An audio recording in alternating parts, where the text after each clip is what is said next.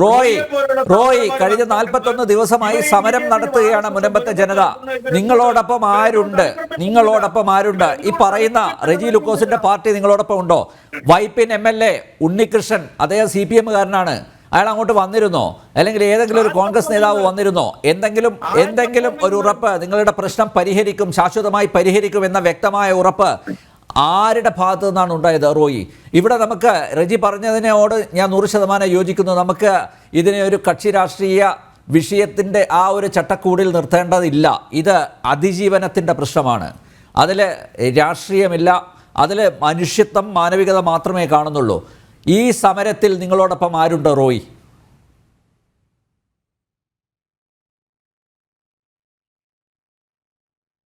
റെജി ലൂക്കോസ് സാധാരണ ചാനൽ ചർച്ചകളിൽ പറയുന്ന അതേ ഡയലോഗുകൾ ഈ ജീവൽ സമരത്തെ കുറിച്ചും പറയരുത്.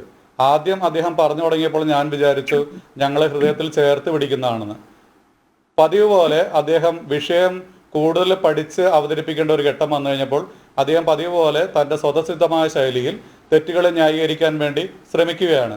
ഞാൻ തിരിച്ചൊരു ചോദ്യം താങ്കളോട് ചോദിക്കട്ടെ. താങ്കൾ ഇപ്പോൾ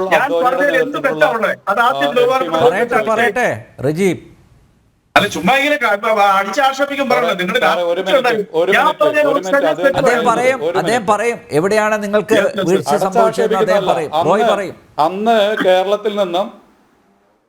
അന്ന്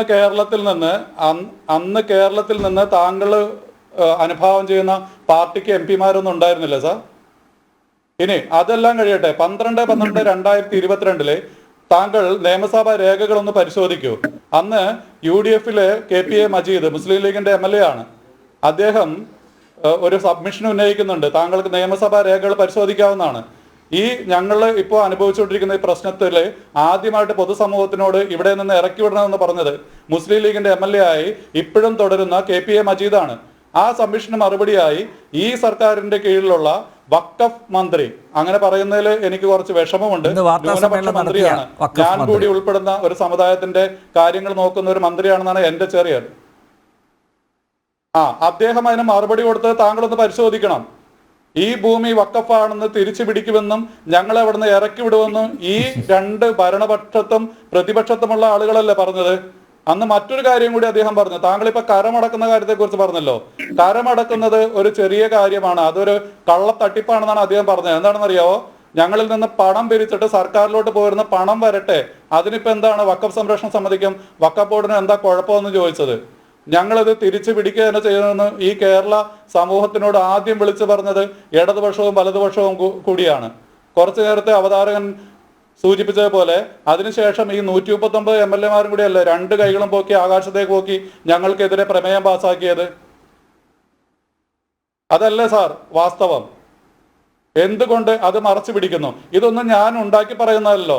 താങ്കൾക്ക് നിയമസഭാ രേഖകൾ പരിശോധിച്ചു കഴിഞ്ഞാൽ കിട്ടാവുന്നതല്ലേ. എന്നിട്ട് ഇവിടെ വന്നിരുന്ന് താങ്കൾ ഇങ്ങനെ പറഞ്ഞത്, താങ്കൾ അനുഭാവം ചെയ്യുന്ന പാർട്ടിക്ക് അവിടെ അന്ന് പാർലമെന്റിൽ ആരും ഉണ്ടായിരുന്നില്ലേ? ഇനി അതുപോട്ടെ, ഇപ്പോൾ നമ്മളെ പ്രതിനിധാനം ചെയ്യുന്ന കേരളത്തിൽ നിന്നുള്ള രാജ്യസഭയിലെ MP ഇതിനെക്കുറിച്ച് സംസാരിച്ചിട്ടില്ല എന്ന് താങ്കളൊന്ന് പാർലമെന്റ് രേഖകൾ രാജ്യസഭയിൽ ഒന്ന് പരിശോധിച്ച് നോക്കുക. മറ്റൊരു കാര്യം കൂടിയുണ്ട്. കേരളത്തിലെ UDF MP-മാർ ഇതിനെക്കുറിച്ച് ഘോരഘോരം അവിടെ പ്രസംഗിച്ചപ്പോൾ അവിടെ ഒരു പ്രതിനിധി ഉണ്ടല്ലോ, എനിക്ക് തോന്നുന്ന ആലപ്പുഴയിൽ നിന്നുള്ള MP, അദ്ദേഹം എന്തെങ്കിലും പറഞ്ഞതായിട്ട് താങ്കൾക്ക് അറിയാവോ? ഉണ്ടെങ്കിൽ ഞങ്ങൾക്ക് മറുപടി തരിക. അപ്പൊ അതുകൊണ്ട് ഇതൊരു ജീവൽ മരണ പോരാട്ടമാണ്. ജനിച്ച മണ്ണിൽ ജീവിക്കാനും ഇവിടെ ജോലി ചെയ്ത് അധ്വാനിച്ച് ഞങ്ങളുടെ മാതാപിതാക്കൾ നേടിയ ഈ ഭൂമിയിൽ തന്നെ ജീവിക്കാനും മരിക്കാനുമുള്ള ഒരു അവകാശത്തിന് വേണ്ടിയാണ്. ഇതിൽ വർഗീയത കയറ്റരുത്, ഇതിൽ രാഷ്ട്രീയം കയറ്റരുത്. താങ്കൾ ആദ്യം പറഞ്ഞ പകുതി ഞാൻ അംഗീകരിക്കുന്നു, രണ്ടാമത് പറഞ്ഞ് ഞാൻ നിരാകരിക്കുന്നു. കാരണം ഇവിടെ ഞങ്ങളോടൊപ്പമുള്ള ആരാണെന്നുള്ള ഈ കേരള സമൂഹം കാണുന്നുണ്ട്. ഈ ചർച്ചകൾ ഇവിടെ തുടങ്ങുന്നതിന് മുമ്പ് ഇവിടെ സുരേഷ് ഗോപി എന്ന് പറയുന്ന കേന്ദ്രമന്ത്രി വന്നതിന് ശേഷമല്ലേ ഇവിടെ പൊതു മാധ്യമങ്ങളിലൂടെ വന്നു തുടങ്ങി. അതിനു മുമ്പും നമ്മൾ ഈ ചർച്ച നടന്ന ചാനൽ അവിടെ ഉണ്ടായിരുന്നു സാർ. അത് ഞങ്ങൾക്ക് മറക്കാൻ പറ്റില്ല. ഞങ്ങൾക്ക് പാലക്കാട് നിന്നുള്ള BJP-യെ പ്രതിനിധീകരിക്കുന്ന ഇപ്പോൾ സ്ഥാനാർത്ഥിയായി നാളെ റിസൾട്ട് വരാനുള്ള ഒരു സ്ഥാനാർത്ഥിയും കൂടി അവിടെ വന്നിരുന്നു. ഇത് ഞാൻ പറയുന്ന രാഷ്ട്രീയമല്ല സാർ, മനുഷ്യ ഹൃദയമുള്ള മനസ്സിൽ അലിവുള്ള ആരും ഇവിടെ വന്നു പോകും. അതാണ് ഞങ്ങളുടെ അവസ്ഥ. അങ്ങനെയാണെങ്കിൽ സാർ ഇപ്പൊ ഐക്യദാർഢ്യം പ്രഖ്യാപിച്ചല്ലോ, സാറും വരണം ഞങ്ങളുടെ സമരപന്തലിലേക്ക്. ഞങ്ങൾ എങ്ങനെയാണ് സമരം ചെയ്യുന്നതെന്ന് കാണണം, ഇവിടെയുള്ള ആളുകൾ എങ്ങനെയാണ് ജീവിക്കുന്നതെന്ന് കാണണം. അവിടെ ഞങ്ങൾ രാഷ്ട്രപിതാവിന്റെ പടം വെച്ചിട്ടുണ്ട്. ആ ഒരു ചിത്രത്തിൽ വെച്ച് തന്നെയാണ് സാർ അദ്ദേഹത്തിന്റെ മൂല്യങ്ങൾ മാത്രമാണ് ഞങ്ങൾ ഈ കേരള സമൂഹത്തിനോട് പറയുന്നത്. താങ്കൾ അത് ആലോചിക്കുന്നുണ്ടോ? ഒരു പ്രോഗ്രസീവ് കമ്മ്യൂണിറ്റിക്ക് പറ്റിയ ഒരു നിയമമല്ല എന്ന് താങ്കൾ പറഞ്ഞല്ലോ. താങ്കൾ ഞങ്ങളോടൊപ്പം ചാനൽ ചർച്ചയിൽ പറയുന്നതിനുപരിയായിട്ട് മറ്റുള്ള താങ്കൾ അനുഭവം ചെയ്യുന്ന ഞങ്ങളെക്കാൾ കൂടുതൽ സ്വാധീനമുണ്ടല്ലോ ഈ സർക്കാരിൽ. ഞങ്ങൾക്ക് വേണ്ടി വാദിക്കണം സാർ, ദയവായി ഞങ്ങളുടെ അപേക്ഷയാണ്. ജീവിക്കാൻ വേണ്ടിയുള്ള ഈ സമരത്തിനെ താങ്കളെ പോലുള്ള ആൾക്കാരെ രണ്ട് വിധത്തിൽ കാണരുത്. അത് ഇരട്ടത്താപ്പാണ്. ഇന്ന് വന്ന തീരുമാനങ്ങളും അതേ രീതിയിൽ തന്നെ ഞങ്ങൾ കാണും സാർ. ഇതിൽ ഇന്ന് എന്ത് തീരുമാനം സാർ പുതിയതുള്ളത്? കുടിയൊഴിപ്പിക്കൽ എന്നുള്ള മോഹന വാഗ്ദാനോ? കുടിയൊഴിപ്പിക്കൽ നേരത്തെ നടന്നിട്ടില്ല സാർ. അവിടെ ഞങ്ങൾ ആദ്യമായിട്ടുള്ള ഈ സമരം ചെയ്യുന്നതും കേസ് നടത്തുന്നതും. പിന്നെ ഞങ്ങൾക്ക് നോട്ടീസ് കിട്ടിയിട്ടില്ലെന്നാ പറയുന്നത്. എനിക്ക് ആകെ ഇവിടെ ഒരു 10 സെന്റ് സ്ഥലമുണ്ട്. ഞാൻ നാളെ ഈ പറയുന്ന ആളുകൾക്ക് എൻ്റെ ആധാരം കൈമാറാൻ റെഡിയാണ്.